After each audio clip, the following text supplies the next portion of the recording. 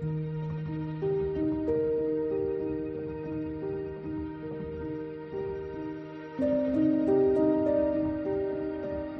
Hello, എല്ലാവർക്കും ഇന്നത്തെ വീഡിയോയിലേക്ക് സ്വാഗതം. ഇന്നുണ്ടാക്കാൻ പോകണം എന്തെന്നറിയാമോ? എൻ്റെ ഫേവറേറ്റ് ആയിട്ടുള്ള വാഴക്കൂമ്പ് തോരനാണ്.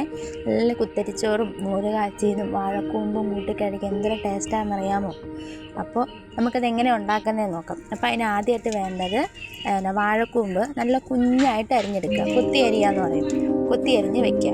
അത് ഒന്നെങ്കിൽ വെള്ളത്തിൽ അരിഞ്ഞിടാം, അല്ലാന്നുണ്ടെങ്കിൽ കൊത്തി അരിഞ്ഞതിന് ശേഷം ശകലം എണ്ണ തടവി കൊടുത്താൽ മതി. അപ്പോൾ അതിൻ്റെ ആ കറ അങ്ങ് പോകും.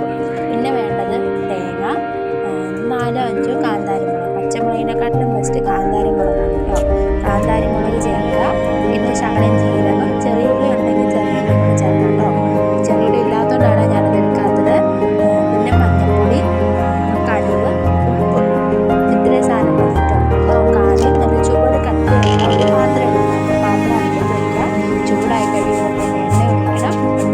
എണ്ണ ചൂടായി കഴിയുമ്പോൾ കടുകിട്ട് പൊട്ടിക്കുക. അപ്പം ഈ നേരം കൊണ്ട് നമ്മുടെ തേങ്ങയും മറ്റ് സാധനങ്ങളും ഒക്കെ അത് നമുക്ക് ഒതുക്കിയെടുക്കാം.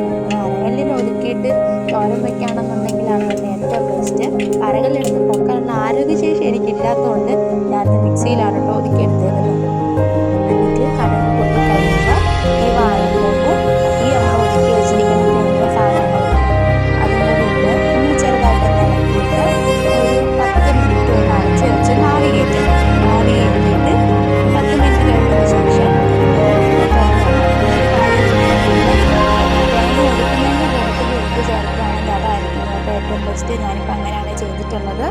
എന്നിട്ട് ഒന്ന് അടച്ച് വെച്ച് നല്ലോണം ഒന്ന് ആവി കയറ്റി ഒന്ന് വേവിക്കുക. ഞാൻ മുമ്പേ പറഞ്ഞ പോലെ കുത്തരിച്ചോറിൻ്റെ കൂട്ടത്തിൽ കുറച്ച് മോര് കാച്ചിയതും ഈ വാഴച്ചുണ്ട് തോരനും ഉണ്ടെങ്കിൽ പിന്നെ വേറെ ഒന്നും വേണ്ട, വേറെ ഒരു കറിയും വേണ്ട. എനിക്ക് ചോറിന് ഏറ്റവും ബെസ്റ്റ് അതാണ്. എനിക്കതാണ് ഏറ്റവും ഇഷ്ടം. നിങ്ങൾക്ക് വീഡിയോ ഇഷ്ടപ്പെട്ടെങ്കിൽ ചാനൽ സബ്സ്ക്രൈബ് ചെയ്യാൻ മറക്കല്ലേ. എല്ലാവരും ഒന്ന് ട്രൈ ചെയ്ത് നോക്കണം കേട്ടോ.